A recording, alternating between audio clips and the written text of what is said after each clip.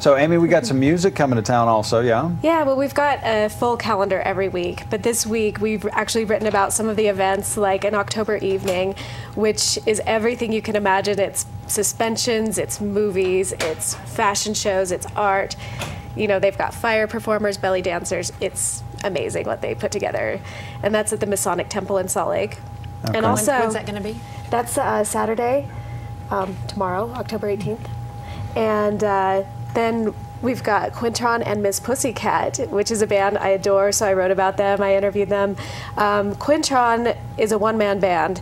He's got this setup that's like a car front, and he plays like the organ, but he's got everything going. He's playing hi-hat, he's got pedals, and he's got this instrument that he's made called a drum buddy, which is really amazing to watch that in person. And then his wife, who performs with him, Miss Pussycat, she's got a whole puppet theater, and she does puppet shows in between, and yeah, the whole thing is amazing. It is amazing. Like, you just have to see it to believe it. That's, yeah. So is that something that's kind of for adults or families? Or?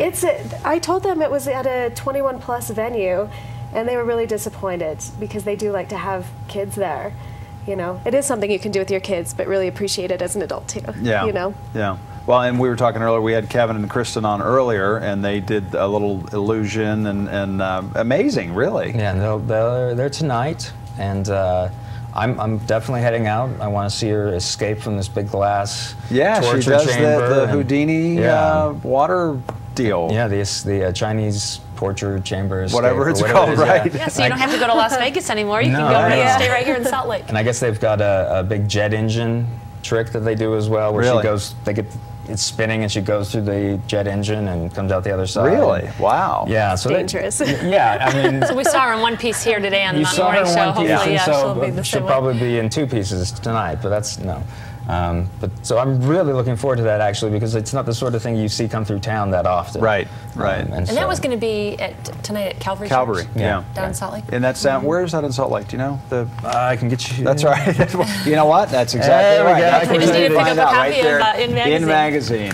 So they're going to be down there as well. Now talk about this Anime Banzai, because I wasn't familiar, but Keegan, my 11-year-old's familiar with some of it. Well, the Anime Banzai is basically, which is on our cover, and we had a lot of fun with this. We had 12 of the local people who are really into the anime, the Japanese animation and whatnot. They came in dressed up as their favorite characters, and it's a lot of fun. But basically, the Banzai is 2 days where you'll have a lot of people dressed up in costumes, talking about anime, watching anime, playing video games.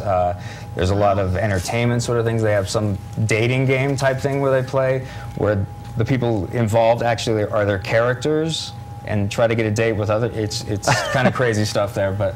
And they've got a few people who have lent their voices to various English dubs of animes and that sort of thing. And that's next Friday and Saturday at the Sheridan. Okay. Is there like a following of this group? You know, what's funny is really? They're expecting, last year they had about 1,500 people. Wow. This year they're shooting for around 2,000. And does everybody get dressed up? No, I think it's probably 50-50.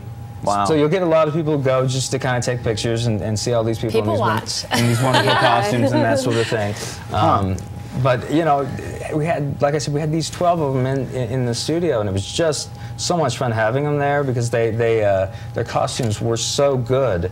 And dead on. I went back and kind of looked them up on the internet and see what kind of characters they were, being, and they hit it perfectly. Really? And it was just a lot of fun. They were really amusing people. I think a lot of people think, oh, they're geeks. They don't, but they're not. They were really just people who want to have some fun and enjoy it. So it was good times. And are most of them also do the art that goes along with it? Some of them do some animation. Some of them, it's just kind of their hobbies. Kind of like people go to the Star Wars conventions. Exactly. And it's a lot of the same thing. Yeah. We're actually seeing a picture right now. Our very talented director, Kevin. That's actually not him. No, but he pulled up those pictures. But yeah. So those are pretty elaborate costumes. They are elaborate costumes, and that's, I think, part of the fun of it is you get these people, and they make their own costumes. This isn't something they go out and buy. They they put hours and hours into these costumes, and there is a big costume show this time around, and it should be amazing. So even if like you're only into costuming and that sort of thing, it's the sort of thing you want to check out. It's an art form. Yes. Very interesting. It is All amazing. right, well, what else is coming up? Well, lots happening as we head into fall for Halloween and all of that. What about Halloween parties or? There's going to be a big block party. Yeah, there's a huge block party. It's happening at the hotel, and yeah, they're taking over like about 5 clubs where they're going to be just having people walking around and in costume on Halloween. It's nice to have Halloween on Friday, you know? Yeah, it is actually. That is a good thing. And a lot of it spills over into Saturday as well, so you'll have events.